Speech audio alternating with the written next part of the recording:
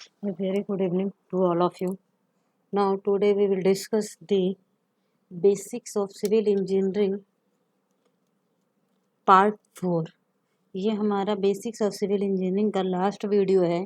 इसमें आपके जो कंटेंट्स हैं जिसको हम डिस्कस करेंगे वो आपके construction materials used in buildings like property and uses of various types of construction materials such as stones, bricks, lime, cement, and timber with their properties, physical testing, and elements of bricks machinery. Now, सबसे पहले जो हम start करेंगे वो हम BRICS से start करेंगे। Then one by one हम एक एक करके ये जितने भी हमारे बिल्डिंग्स मटेरियल्स हैं उसको हम डिस्कस करेंगे। Let us start bricks. Now what is bricks? Bricks क्या होती है? तो यहाँ आप देख रहे हैं, a bricks is a building material use to make walls, pavement and other elements in machinery construction. Bricks हमारी एक बिल्डिंग मटेरियल होती है जिसका यूज हम वॉल्स को बनाने में, पेवमेंट्स को बनाने में एंड अदर बिल्डिंग्स एलिमेंट्स को बनाने में किया जाता है। ब्रिक्स हमारी क्ले के कंपोजिट्स क्या होते हैं? ब्रिक्स के कंपोजिट्स हमारे क्ले होते हैं और ब्रिक्स की जो साइज होती है वो हमारी मोस्टली रेक्टेंगुलर इन साइज होती है। और ब्रिक्स हमारी made of clay bearing soil, sand और लाइम। और nowadays bricks are made from the concrete also. Now, types of bricks used in machinery construction. There are different types of bricks are used in machinery construction based on materials such as clay, concrete, lime, fly ash, etc. तो हमारे materials की basis पे हमारे different types के BRICS होते हैं। तो उसके बेसिस पे हम इसमें डिस्कस करेंगे field identification of bricks for their property, uses and suitability for different construction works. तो सबसे पहले हम देखेंगे, सबसे फर्स्ट जो हमारी ब्रिक्स की जो टाइप्स होती है वो हमारी होती है सन ड्राइड और अनबर्न्ड क्ले ब्रिक्स। ये क्ले से बनती है। सन ड्राई या और unburned bricks are less durable and these are used for temporary structures। यहाँ आप फिगर में देख रहे हैं ये ब्रिक्स जो है, ये इसमें आपको साफ समझ में आ रहा है कि आपकी क्ले की बनी हुई है और इसको हम धूप में सुखाए हुए हैं, इसलिए इसकी जो साइज जो है वो थोड़ी सी सूखने के बाद से आपकी बिल्कुल फिनिशिंग अच्छी नहीं है। Unburned bricks preparation involve in 3 steps. They are prepared of clay, moulding and drying. ये हमारी जो होती है 3 स्टेप्स में होती है। सबसे पहले हम क्ले को प्रिपेयर करते हैं ब्रिक्स बनाने के लिए। देन उसको हमारी जो मोल्ड होती है, जिस शेप में हमें डालना होता है, सांचा जिसको कहते हैं, सांचे में हम डालते हैं। उसके बाद से सांचे से निकाल के जब ये थोड़ा सा ड्राई हो जाता है तो इसको हम सूख जाता है तो इसको हम धूप में सूखने के लिए रख देते हैं। After moulding bricks are subjected to sunlight and dried using heat from sun. इसको सुखाने के लिए हम सनलाइट्स का यूज करते हैं, इसलिए आपकी ये जो ब्रिक्स होती है हमारी ज़्यादा स्ट्रॉन्ग नहीं होती है and they have less water resistant and less fire resistant. जो हमारी ज़्यादा स्ट्रॉन्ग नहीं होगी तो ये हमारी जो होगी ये वाटर रेजिस्टेंस इतनी नहीं होगी। जब इसको हम इसका वाटर एब्जॉर्प्शन टेस्ट करेंगे तो ये वाटर हमारी ज़्यादा एब्जॉर्ब कर लेगी and also it is not fire resistant. These bricks are not suitable for permanent structures. जो हमारे सनबर्न ब्रिक्स होते हैं उसका यूज हम परमानेंट स्ट्रक्चर्स के यूज के लिए नहीं कर सकते। नाउ नेक्स्ट जो होती है बर्न्ड क्ले। बर्न्ड क्ले क्या होती है? Burned bricks are good quality bricks but however they also consist some defected bricks। ये हमारी जो होती है गुड क्वालिटी की ब्रिक्स होती है, लेकिन फिर भी हर एक चीज़ में आपके कुछ ना कुछ डिफेक्ट्स होते हैं। सो जब हम इसको बनाते हैं तो इसमें भी आपके कुछ ना कुछ डिफेक्ट्स निकलते ही होंगे। So burn bricks are classified into 4 types. तो ये जो हम बर्न करके ब्रिक्स को बनाते हैं उसको हम 4 क्लास में क्लासीफाई करते हैं। पहला हमारे फर्स्ट क्लास ब्रिक्स होती है, दूसरी हमारी सेकंड क्लास, तीसरी हमारी थर्ड क्लास और चौथी हमारी फोर्थ क्लास ऑफ ब्रिक्स। यहाँ जो आप फिगर में देख रहे हैं ये हमारे फर्स्ट क्लास के ब्रिक्स का यहाँ हमने कोर्स लगा के रखा हुआ है। फर्स्ट क्लास ब्रिक्स क्या होती है? First class bricks are good quality bricks compare to other class. ये हमारे किसी भी अदर क्लास की ब्रिक्स से हमारी अच्छी क्वालिटी की ब्रिक्स होती है। They are moulded by table moulding and burnt in large kilns. इसको हम टेबल मोल्डिंग में वो करते हैं, मोल्डिंग करते हैं और इसको हम क्लिन में बर्न करते हैं। So these bricks contain standard shape, sharp edge and smooth surface, जिसकी वजह से इसकी शेप और साइज आपकी शार्प और स्मूथ होती है। They are more durable and having more strength.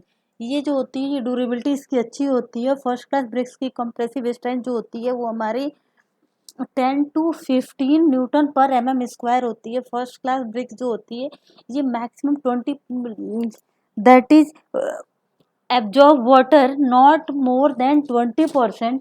ये 20% से ज़्यादा पानी एब्जॉर्ब नहीं कर सकता। और जब इसको हम दो ब्रिक्स की टक्कर दे तो एक हमारी जो है गुड साउंड उससे निकल के आनी चाहिए। एंड नाउ एक और आपकी क्लास वो होती है, आइडेंटिफिकेशन होती है फर्स्ट क्लास ब्रिक्स को पहचानने की। अगर हम उस पर नेल से स्क्रैच करें तो हमारे जो उस पर कोई स्क्रैच के निशान नहीं पड़ने चाहिए। दे can B use for permanent structure.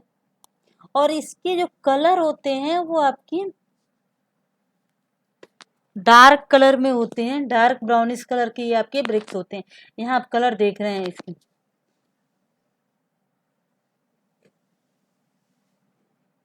Next हमारी होती है second class bricks. Second class bricks क्या होती है? Second class bricks are moderate quality bricks and they are moulded by ground moulding process.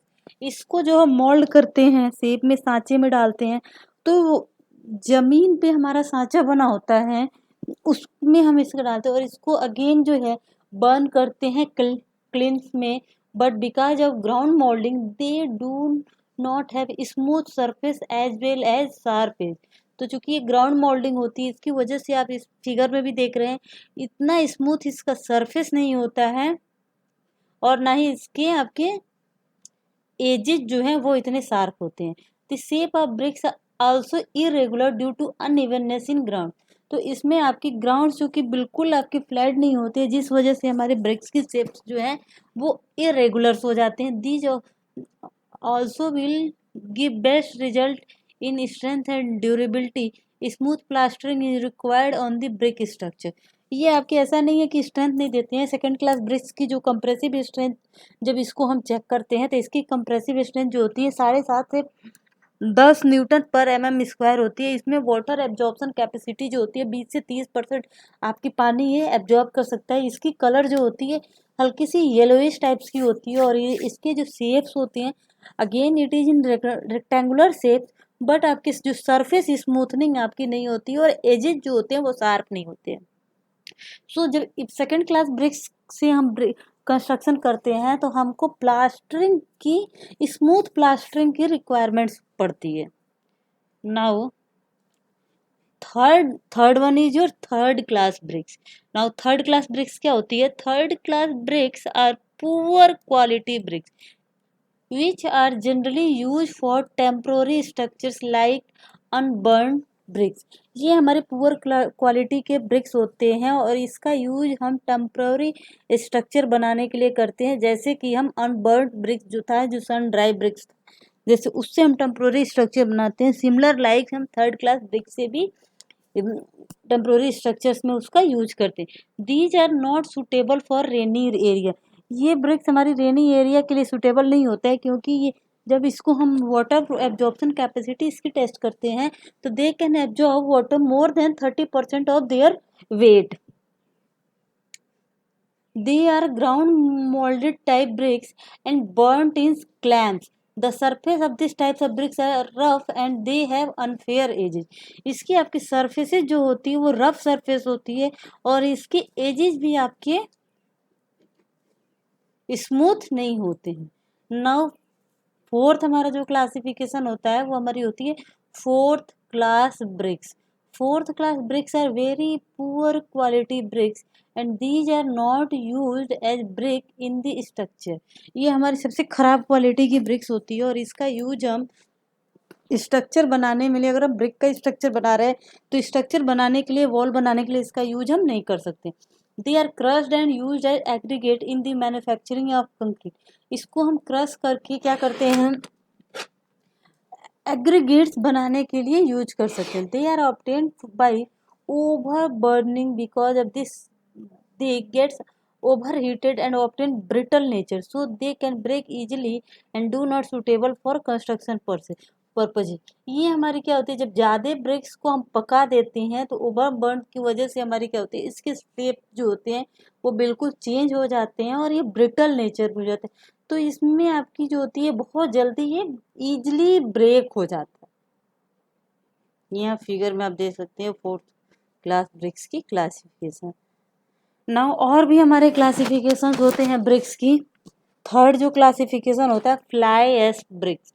Fly ash bricks जो होती हैं manufacturing by using fly ash and water. Fly ash क्या होता है, fly ash is the by product of the thermal power plant. जहाँ हमारी जो भी हमारी थर्मल पावर प्लांट है जिससे कि इलेक्ट्रिसिटी जनरेट होती है, जब हम कोल को बर्न करते हैं, it is the by product of the coal. तो जब कोल को हम बर्न करते हैं, बर्न करके जब इलेक्ट्रिसिटी बनाते हैं तो उसको बर्न करने के बाद से जो हमारे ऐश बचते हैं उसी को हम बोलते हैं फ्लाई ऐश। जो ऐश आपकी बर्न करने के बाद आपके एयर में उड़ के आपके ग्राउंड पे सेटल हो जाते हैं, तो ये हमारे जब बहुत ज़्यादा क्वांटिटी में हो जाते हैं तो इसका यूज हम ब्रिक्स बनाने के लिए कर सकते हैं। ये ब्रिक्स जो होती हैं, ये ब्रिक्स की कंपेयर में आपकी इसकी हमारी कंप्रेसिव स्ट्रेंथ आपकी अच्छी होती है। High concentration of calcium oxide which use in cement production. ये फ्लाई एश का यूज हम सीमेंट में भी यूज करते हैं, तो इसमें हमारी कैल्शियम ऑक्साइड की क्वांटिटी ज़्यादा होती है जिस वजह से हमारी जो होती है इसकी स्ट्रेंथ हमारी इंक्रीज हो जाती है। Thus is also called self cementing bricks. Fly ash bricks are light weight and thus it reduces self weight of the structure. ये हमारे लाइट वेट के होते हैं क्योंकि आपकी फ्लाई एश का जो डेंसिटी होती है वो बहुत कम होती है। इसकी जो हमारी फाइननेस होती है, सीमेंट्स की फाइननेस से आपकी जो होती है, सीमेंट से ये हमारी 100 टाइम्स फाइन होती है। सो जब कंस्ट्रक्शन करते हैं तो इससे हमारा ओवरऑल स्ट्रक्चर का वेट आपकी रिड्यूस हो जाती है।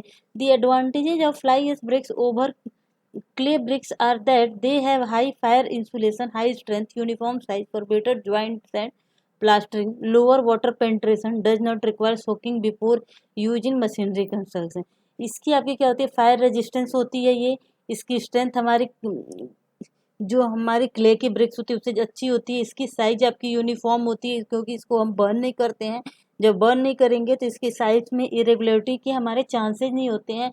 जब इससे हम वॉल बनाते हैं तो जॉइंट्स आपकी अच्छी आती है, प्लास्टरिंग्स आपकी बहुत स्मूथ होती है। इससे आपकी वाटर पास बहुत कम होती है, ना के बराबर वाटर इससे पास होता है। इसको कंस्ट्रक्शन करने से पहले, जैसे हम ब्रिक्स को की वॉल बनाने से पहले उसको हम पानी में डिप करते हैं पहले ओके एटलीस्ट जितना वो, क्योंकि ब्रिक्स हमारी बहुत ड्राई फॉर्म में होती है तो उसको हमें मॉइस्चर देना होता है तो सोकिंग करते हैं। बट जब हम फ्लाई एश ब्रिक्स का यूज कर रहे हैं तो उसमें सोकिंग की रिक्वायरमेंट्स नहीं होती है। नेक्स्ट हमारा होता है concrete bricks. Concrete bricks are manufacturing using concrete with ingredients at cement, sand, coarse aggregate and water. Concrete जैसे कि कंक्रीट हम बनाते हैं, सिमिलर टाइप्स के हम कंक्रीट की ब्रिक्स बनाते हैं। ब्रिक्स की जो भी हमारी स्टैंडर्ड साइज होती है 19x9x9 सेंटीमीटर। तो स्टैंडर्ड हमारे आपके मॉल्ड्स की साइज होती है, उसमें हम कंक्रीट जो होते को बना के उसमें हम फिल कर देते हैं। These bricks can be manufactured in sizes as required. The advantages of using concrete bricks over clay bricks are that they can be manufactured at construction site. तो आपकी क्ले ब्रिक्स के कंपेरिजन में concrete brick की आपकी advantage ये होती है कि जो हमारी क्ले ब्रिक्स होती है उसको हमारी साइड पे कंस्ट्रक्शन नहीं कर सकते। ब्रिक्स की भट्टी जो होती है वो आपकी अलग होती है जहाँ ब्रिक्स हमारी बनती है, बट हमारी जो कंक्रीट की ब्रिक्स होती है उसको हम साइड्स पे बना सकते हैं जिससे कि हमारा जो होता है ट्रांसपोर्टेशन कास्ट जो है वो रिड्यूस हो सकता है। Reduces quantity of motor required. इसको हम जैसे ब्रिक्स को, दो ब्रिक्स को जोड़ने के लिए मोटार का यूज करते हैं, तो अगर कंक्रीट की ब्रिक्स है तो उसको आपको ज्वाइन करने के लिए हमारे मोटार की क्वांटिटी रिड्यूस हो जाती है। Concrete bricks are use for construction of machinery and frame buildings. इसका यूज हम मशीनरी और फ्रेम बिल्डिंग दोनों में कर सकते हैं, बट ये ब्रिक्स के कंपेरिजन में, क्ले ब्रिक्स के कंपेरिजन में थोड़ा सा आपकी जो कॉस्ट इसकी होती है, इनिशियल कॉस्ट आपकी इसकी हाई होती है। नेक्स्ट हमारी होती है engineering bricks. Engineering bricks have high compressive strength and are use special applications where strength, frost resistance, acid resistance, low porosity is required. जहाँ हमें हाई स्ट्रेंथ की ज़रूरत होती है तो वहाँ पे हम इंजीनियरिंग ब्रिक्स को यूज कर सकते हैं। फ्रोस्ट रेजिस्टेंस, जहाँ पे आपकी फ्रीजिंग एंड थाइंग, जहाँ टेम्परेचर आपकी कई बार कई ऐसी जगह क्या होता है, टेम्परेचर आपकी सडन बहुत ज़्यादा, दिन में हमारी टेम्परेचर बढ़ जाती है और रात में हमारी टेम्परेचर क्या होती है, गिर जाती है। तो वहाँ पे हमारे जो होंगे, अगर हमारे उसमें ब्रिक्स हैं या हम वॉल बना रहे हैं उसमें मॉइस्चर वगैरह है, तो जो वाटर है, वाटर आपके दिन में आपका क्या होगा, पिघल जाएगा due to the temperature rise, और रात में हमारे due to the temperature for again वो आपकी बर्फ बन जाएगी। तो ये अगर प्रोसेस कंटिन्यूअस चलता रहता है तो आपकी वाटर ये ट्राइंग टू, क्योंकि वाटर की जो डेंसिटी होती है वो स्नो की डेंसिटी से कम होती है, तो ऐसे एक्सपेंशन कॉन्ट्रैक्शन की प्रोसेस चलती रहती है। तो एक टाइम के बाद से आपकी जो भी वाटर है वो they will try to come outside of the member, उस मटेरियल से वो बाहर आने की कोशिश करेंगे, तो जिससे हमारे उसमें क्रैक्स पड़ जाते हैं। एसिड रेजिस्टेंस, कई बार हमारी केमिकल इंडस्ट्री वगैरह होती है या कई जगह ऐसे होते हैं जहाँ हमारे एसिड की कंटिन्यूअस आपके कॉन्टेक्ट्स में आते रहते हैं, या केमिस्ट्री लैब्स वगैरह देख लीजिए, तो वहाँ पे भी आपकी जो, अगर हमें वॉल बनानी है या ऐसे हैं अगर वो करनी है, तो वहाँ हम इंजीनियरिंग ब्रिक्स का यूज कर सकते हैं। लो पोरोसिटी, जहाँ पे हमें जो भी आपके ब्रिक्स होते हैं, ब्रिक्स तो आपके they can absorb water. First class bricks जो है they can absorb water up to 20%। Bricks हमें क्या, ब्रिक्स जो चाहिए, जो कंक्रीट है उसकी आपकी जो वाटर एब्जॉर्प्शन कैपेसिटी वो बहुत माइन्यूट्स होती है, तो हम इसकी जो अगर इंजीनियरिंग ब्रिक्स होती है वो लो पोरोसिटी की होती है, उससे बहुत सारे वाटर हम मान के चलते हैं कि पास ना हो। Next, properties of BRICS. Now properties of BRICS क्या होती है, it should have a rectangular shape, regular surface and red coloured appearance. जो हमारी अच्छी क्वालिटी के ब्रिक्स होनी चाहिए वो आपकी रेक्टेंगुलर शेप में होनी चाहिए, रेगुलर उसका सरफेस आपका स्मूथ होना चाहिए, और कलर वाइज आपकी रेड दिखनी चाहिए। It should confirm in size to the specified dimension. ये हमारी जो भी इंडिया में स्टैंडर्ड जो साइज है ब्रिक्स की, उस साइज को इस कंफर्म करनी चाहिए। ऐसा नहीं है कि हम किसी भी साइज के ब्रिक्स बना दिए, 9x9x9 हम स्क्वायर ब्रिक्स बना दिए, हमारा मन कर रहा है हम स्क्वायर ब्रिक्स बना दे, हमारा मन कर रहा है हम बहुत ज़्यादा लेंथी ब्रिक्स बना दे, हम 30 सेंटीमीटर लेंथ की बना दे, तो ऐसा भी हमारा ये पॉसिबल नहीं है। जो भी ब्रिक्स हो, ये जो स्टैंडर्ड साइज है इससे आपकी थोड़ी सी प्लस माइनस चल सकती है, बट ज़्यादा हमारी नहीं होनी चाहिए।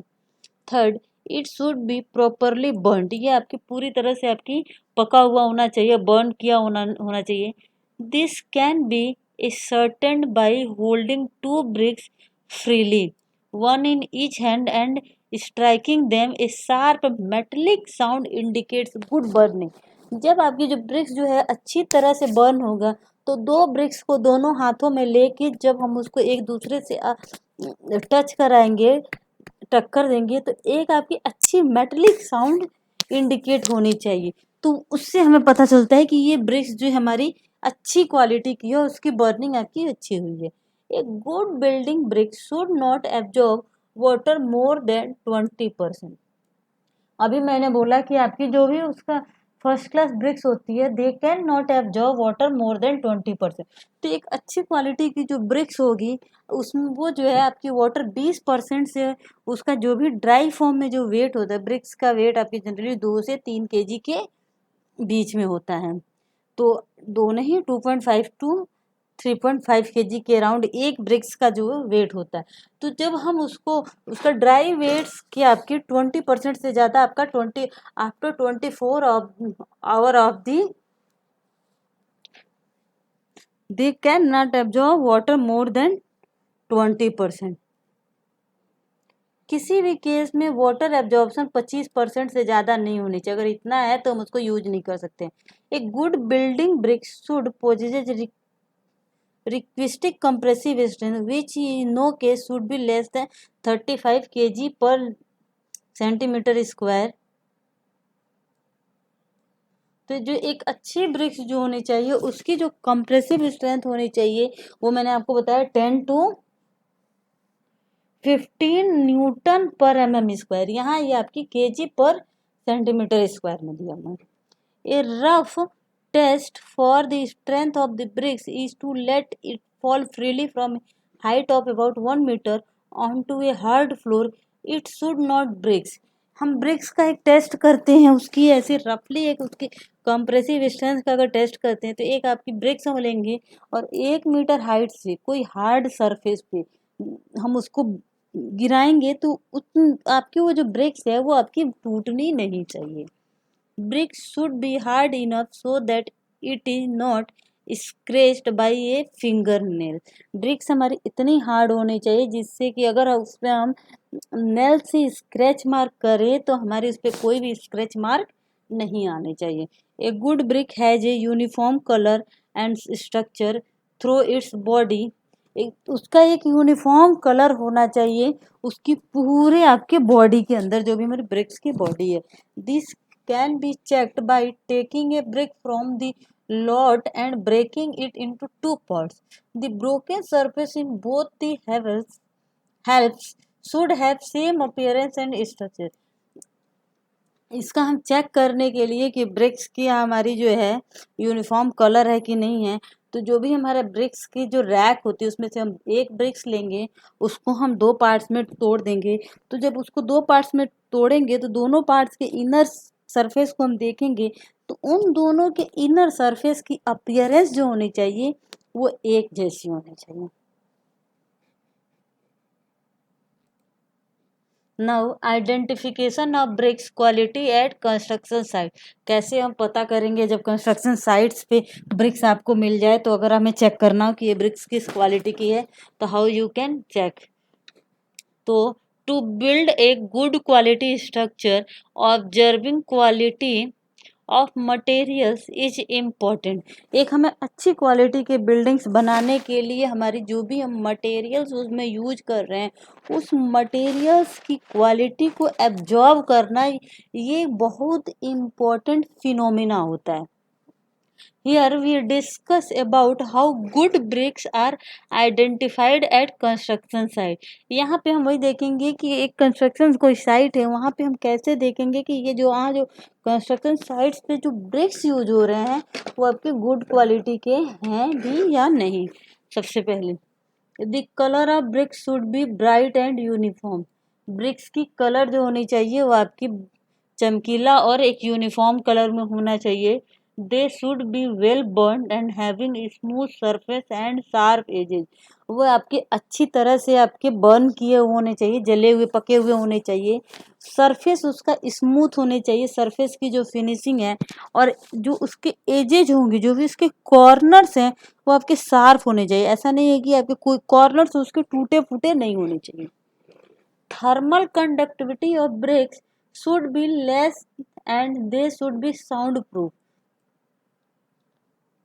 They should not absorb more than 20% by weight when we place it in water। जब उसको हम पानी में प्लेस करें for 24 hours तो वो 20% से ज़्यादा पानी एब्जॉर्ब नहीं करना चाहिए। When we struck two bricks together ringing sound should be delivered। जब हम दो ब्रिक्स को एक साथ स्ट्रक करें, टक्कर मारे तो उससे आपकी जो साउंड निकल के आनी चाहिए वो एक रिंगिंग साउंड आपकी निकल के आनी चाहिए। Structure of bricks should be homogeneous and uniform. तो जो भी हमारे ब्रिक्स के स्ट्रक्चर्स हो वो एक तरह होने चाहिए और एक साइज के होने चाहिए।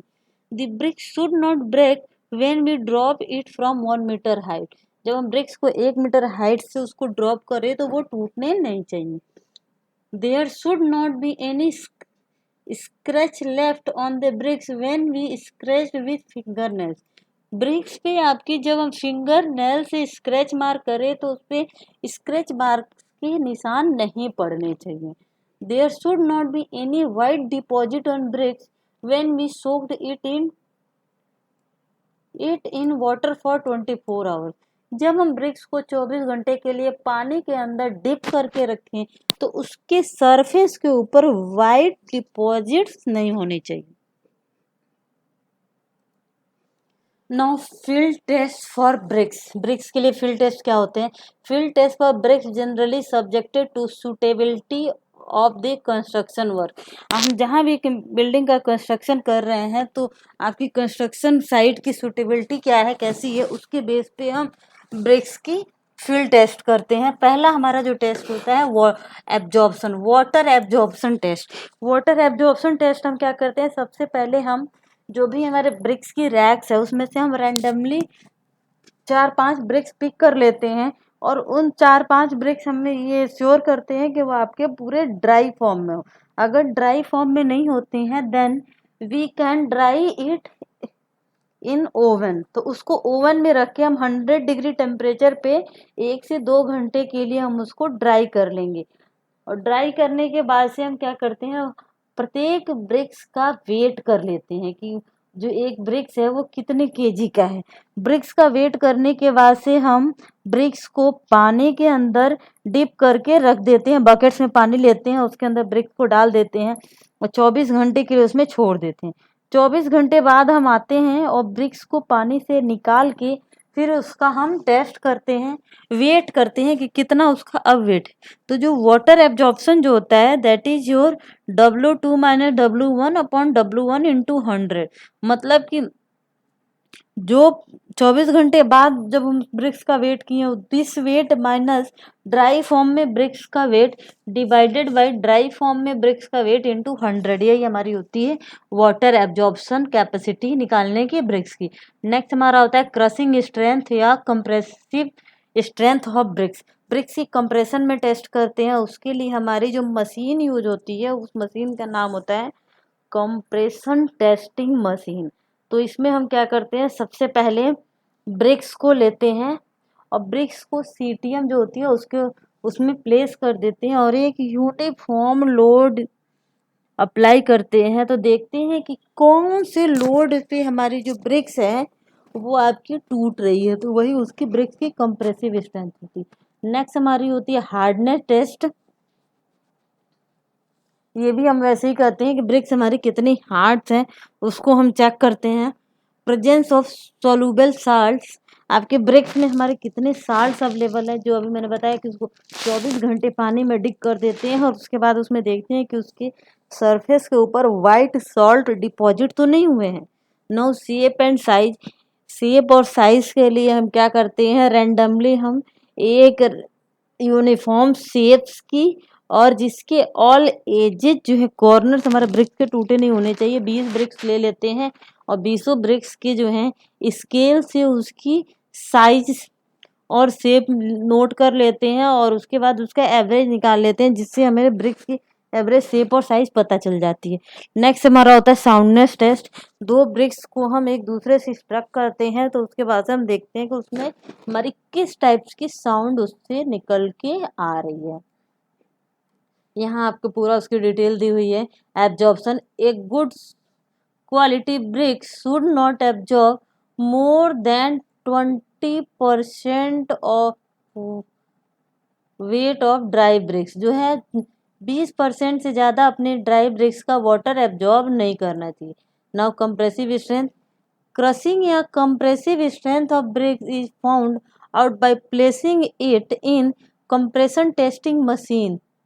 It is press till it breaks, इसको हम अब मशीन को तब तक प्रेस करते हैं जब तक कि आपके टूट न जाए। Minimum crushing strength of bricks is 3.5 Newton पर mm² एंड जो मैक्सिमम होती है वो आपकी 18 तक भी होती है। और वैसे हम मान के चलते हैं कि फर्स्ट क्लास की जो आपकी ब्रिक्स है उसकी कंप्रेसिव स्ट्रेंथ जो है वो आपकी 15 न्यूटन पर mm² तक होती है। नेक्स्ट हमारा होता है हार्डनेस टेस्ट।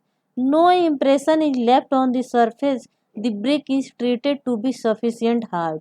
जब हम ब्रिक्स के आपके सरफेस पे नेल से स्क्रैच मार करें तो अगर उसके सरफेस पे हमारी कोई स्क्रैच मार्क नहीं आ रही है तो हम मान के ये चलते हैं कि ब्रिक्स की जो सरफेस है वो आपकी इसकी हार्डनेस अच्छी है। Now presence of soluble salt, इसमें क्या करते हैं, the bricks should not show any grey या white deposits after immerse in water for 24 hours. Bricks को अगर हम 24 घंटे के लिए पानी में डिप करके रखें तो उसके सरफेस के ऊपर कोई वाइट या ग्रे कलर के डिपॉजिट्स नहीं होने चाहिए। Now shape and size, it should be standard size and shape with sharp edges. तो जो भी हमारी ब्रिक्स की स्टैंडर्ड साइज होती है 19x9x9, तो उस स्टैंडर्ड साइज की क्राइटेरिया को मीट करनी चाहिए। Next soundness, the bricks should give clear ringing sound struck each other. जब ब्रिक्स को एक दूसरे से हम स्ट्रक करें तो उससे आपकी जो साउंड निकल के आनी चाहिए वो क्लियर साउंड, रिंगिंग साउंड एक सुनाई देनी चाहिए। Now structure, the structure should be homogeneous compact and free from any defect. जब ये ब्रिक्स की जो आपकी स्ट्रक्चर होनी चाहिए वो आपकी एक समान होनी चाहिए, जब उससे हम स्ट्रक्चर बनाए कॉम्पैक्ट होने चाहिए और उसमें कोई भी डिफेक्ट्स नहीं होनी चाहिए। Now usages of different types of bricks. अब जो भी हमारे डिफरेंट टाइप्स के ब्रिक्स अवेलेबल हैं उनका क्या यूजेज है। तो सबसे पहले आपकी जो है bricks are widely used in construction industry for different purposes as following. Bricks का यूज हम कंस्ट्रक्शन इंडस्ट्री में करते हैं डिफरेंट पर्पज के लिए। पहला क्या है, good quality bricks, first and second class जो होती है उसको मान के चलते हैं ये गुड क्वालिटी की ब्रिक्स है, are used in the construction of buildings, tunnels, pitching work etc. तो जो फर्स्ट और सेकंड क्लास की ब्रिक्स होती है उसका यूज हम बिल्डिंग्स कंस्ट्रक्शन में कर सकते हैं, टनल्स बनाने में कर सकते हैं, पिचिंग वर्क में कर सकते हैं, एटसेट्रा। ऐसे बहुत से वर्क होते हैं। Now third class bricks and unburnt bricks are use for temporary structure. Temporary structures में हम थर्ड क्लास ब्रिक्स को यूज कर सकते हैं। Fourth class bricks are used as aggregate for making concrete. तो कंक्रीट्स में जो भी एग्रीगेट्स वगैरह पड़ते हैं तो जो फोर्थ क्लास के ब्रिक्स होते हैं उनको हम क्रश करके छोटे छोटे टुकड़ों में तोड़ के जब कंक्रीट बनाए तो उसमें एज एग्रीगेट्स को यूज कर सकते हैं। Next, bricks are also used for architectural purposes to give aesthetic appearance of the structures. Bricks का यूज हम आर्किटेक्चरल पर्पज से भी करते हैं कि जिससे हमारी जो अपीयरेंस हो वो आपकी एक ही अलग तरह का अपीयरेंस दिखे। Next, nomenclature of BRICS.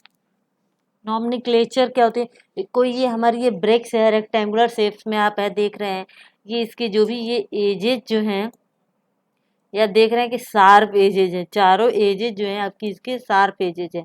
तो ब्रिक्स के पार्ट्स क्या क्या होते हैं, तो जब हम ब्रिक्स को सामने से देखें, अगर ये कोई ब्रिक्स है इसको हम यहाँ से देख रहे हैं, सामने से देखने पे ब्रिक्स की ये जो है ये उसकी लेंथ है, ये उसकी आपकी विड्थ है और ये ब्रिक्स की हाइट है। व्हेन ब्रिक्स को हम सामने से देखें तो ब्रिक्स की लेंथ और उसकी हाइट दिखे तो वो हमारी जो होती है, जब ब्रिक्स को सामने से देखने पे उसकी लेंथ और हाइट दिखे तो उसको हम बोलते हैं स्ट्रेचर फेस। या जब ब्रिक्स को हम सामने से देखें तो उसकी लेंथ और विड्थ दिखे, यहाँ आप देख रहे हैं ब्रिक्स की लेंथ और विड्थ दिखे तो इसको भी हम बोलते हैं stretcher face.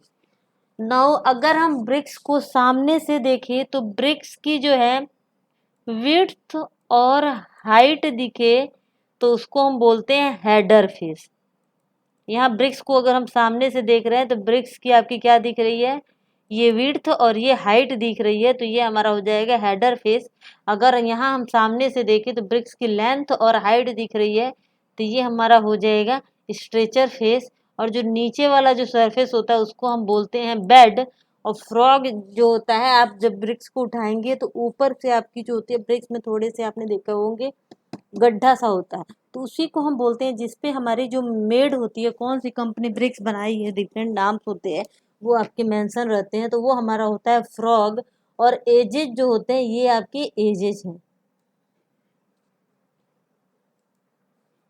Now bonds in brick work, कौन कौन से हमारे बॉन्ड्स यूज होते हैं जब भी हम ब्रिक मशीनरी से वॉल बनाते हैं, ब्रिक से मशीनरी वर्क करते हैं, वॉल्स बनाते हैं। तो वॉल्स बनाने के लिए हम मोटार से उसको ज्वाइंट करते हैं, तो उसको हम बोलते हैं बॉन्ड्स।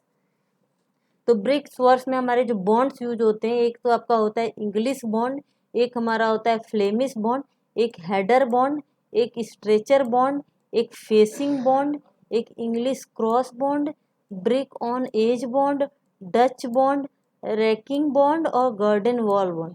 लेकिन जो मेन आपको बॉन्ड देखने को मिलेगा, ये आपके चार ही बॉन्ड देखने को मोस्टली यूज होते हैं, सबसे ज़्यादा फ्रिक्वेंटली यूज होते हैं, इंग्लिश, फ्लेमिश, हेडर और स्ट्रेचर। यहाँ आप फिगर यहाँ शो किया गया है, यहाँ आप देखेंगे हेडर बॉन्ड क्या होता है। अगर ब्रिक्स की वॉल हम बना रहे हैं और वॉल बना रहे हैं, तो जब उसको हम उस वॉल को सामने से देखें तो ब्रिक्स की क्या दिखे, केवल विड्थ और हाइट दिखे, पूरी वॉल में आपकी विड्थ और हाइट दिखे, तो उस वैसे वॉल को, वैसे बॉन्ड को हम बोलते हैं हेडर बॉन्ड। नेक्स्ट हमारा होता है स्ट्रेचर बॉन्ड। अगर हम ब्रिक्स से वॉल बनाएं और वो उस वॉल्स को अगर हम फेस से देखें, सामने से देखें, तो उसमें एक लाइन में आपको स्ट्रेचर पार्ट ही देखे। स्ट्रेचर क्या होता है, ब्रिक्स की लेंथ और हाइट दिखे, या ब्रिक्स की लेंथ और उसकी विड्थ दिखे, लेंथ और विड्थ दिखे, तो ऐसे बॉन्ड को, ऐसे वॉल्स को हम बोलते हैं स्ट्रेचर बॉन्ड। नेक्स्ट हमारा होता है इंग्लिश बॉन्ड। इंग्लिश बॉन्ड क्या होता है, जब हम ब्रिक्स की वॉल बना रहे हैं तो वॉल के प्रत्येक कोर्स में, ये आपका course 1, course 2, course 3, course 4, course 5, ऐसे जो भी लाइन है, प्रत्येक कोर्स में, एक कोर्स में हमारी पूरी हेडर, एक कोर्स में पूरी स्ट्रेचर, फिर हेडर, फिर स्ट्रेचर, फिर हेडर, फिर स्ट्रेचर, ऐसे आपकी पूरी की पूरी वॉल फेस से देखने पे हेडर, एक पूरी जो कोर्स है वो हेडर है, फिर नेक्स्ट जो कोर्स है वो आपकी स्ट्रेचर है, फिर हेडर। तो उस बॉन्ड्स को हम बोलते हैं इंग्लिश बॉन्ड। यहाँ भी आप देख रहे हैं, ये आपकी स्ट्रेचर दिख रही है और यहाँ आपकी हेडर दिख रही है। नेक्स्ट आपकी होती है फ्लेमिश बॉन्ड। फ्लेमिश बॉन्ड क्या होती है, जब हम ब्रिक्स की वॉल बनाएं और उस वॉल को हम फेस से देखें, तो प्रत्येक कोर्स में, ईच कोर्स में आपकी अल्टरनेट स्ट्रेचर और हेडर दिखे। तो यहाँ देख रहे हैं, ये आपकी स्ट्रेचर, ये आपकी पतली वाली हेडर दिख रही, फिर स्ट्रेचर, फिर हेडर, स्ट्रेचर, हेडर, मतलब पूरी की पूरी वॉल में आपको सामने से देखने पे एक स्ट्रेचर और एक हेडर दिखे, तो उसको हम बोलते हैं फ्लेमिश बॉन्ड। यहाँ आप देख रहे हैं, एक स्ट्रेचर दिख रही है, एक हेडर, फिर स्ट्रेचर, फिर आगे हेडर होगा, फिर ऊपर आएंगे तो यहाँ आपकी हेडर, फिर यहाँ स्ट्रेचर, फिर हेडर। तो ऐसे पूरी की पूरी वॉल हमें देखने से दिखे तो उसको हम बोलते हैं स्ट्रेचर बॉन्ड। और कभी भी आप देखेंगे, एक ज्वाइंट्स के ऊपर दूसरी ज्वाइंट्स हमारी नहीं आती है किसी भी वॉल्स में। अगर ऐसा होगा तो आपकी क्या होती है, वॉल्स की जो आपकी वहां से क्रैक्स वगैरह जो होते हैं, ज्वाइंट से ही आपका ज्वाइंट जो होता है सबसे वीक पॉइंट होता है, जहाँ से क्रैक्स हमारे डेवलप होते हैं वॉल को टूटने का। तो इसलिए आपकी वॉल्स हमारी क्रैक्स ना हो तो हम क्या करते हैं, ज्वाइंट्स के ऊपर जस्ट ज्वाइंट ले लेते हैं। और एक आपका टर्म्स आता है इसी में, आपकी किंग क्लोजर, एक आपकी होती है क्वीन क्लोजर,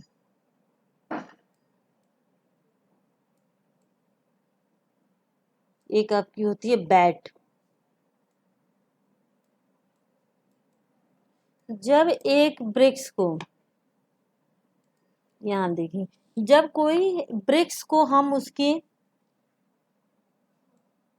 लेंथ वाइज तोड़ दें, जिसमें आपकी जो है उसकी विड्थ को हाफ हाफ कर दिया, ब्रिक्स को हम ऐसे उसको मिडिल से ब्रेक करें कि उसकी लेंथ आपकी जो है ब्रिक्स की पूरी रहे, बस विड्थ आपकी आधी हो जाए, तो ये जो आपका टूटा हुआ जो पार्ट्स होगा, जो इसको हम तोड़ते हैं, तो इसको हम बोलते हैं किंग क्लोजर।